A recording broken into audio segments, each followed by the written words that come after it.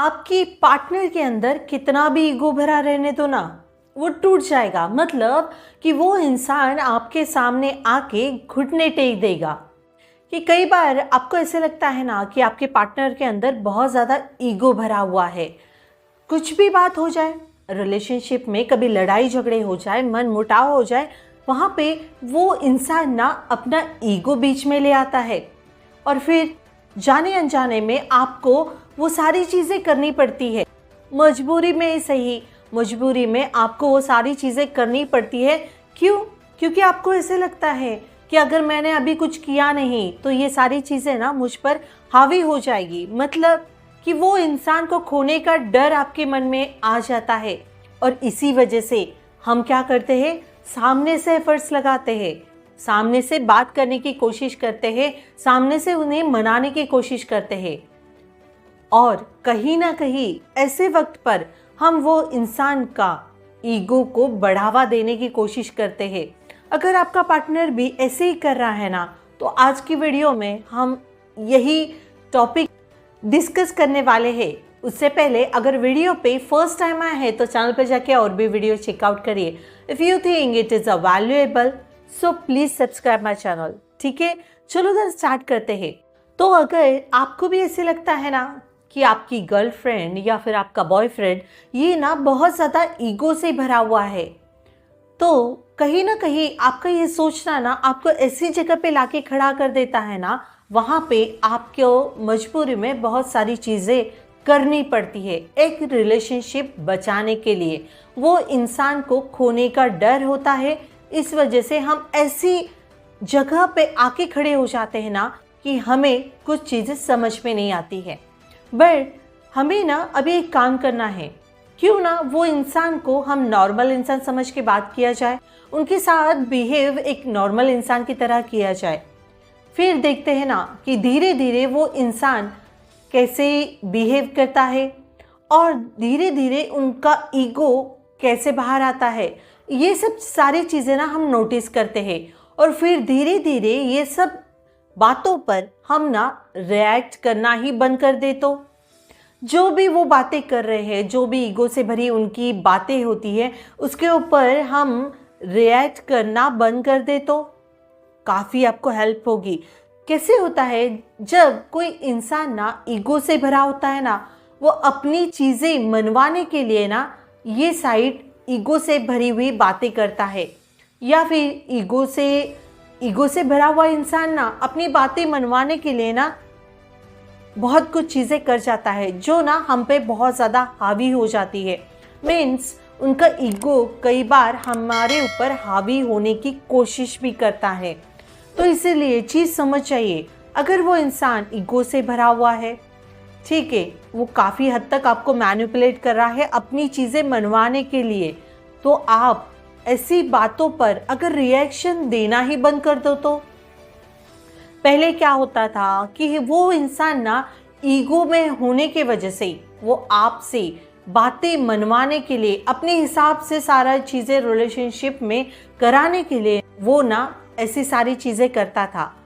फिर आप उसके ऊपर ना रिएक्ट करते थे, रिएक्शन भेजते थे उनको, कभी गुस्से में, कभी प्यार से, कभी रोक कर, कभी भीख मांगकर उनके सामने गिड़गिड़ाते थे। तो वो इंसान का ना और ज़्यादा ईगो फीड होता था।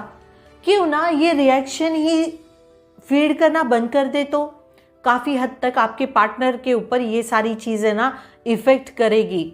जब भी कोई इंसान का हम ईगो फीड करना बंद कर देते हैं ना, तो वो इंसान को काफ़ी तकलीफ़ होती है, क्योंकि बढ़ावा भी हमने ही दिया रहता है ना उनका ईगो फीड करने के लिए।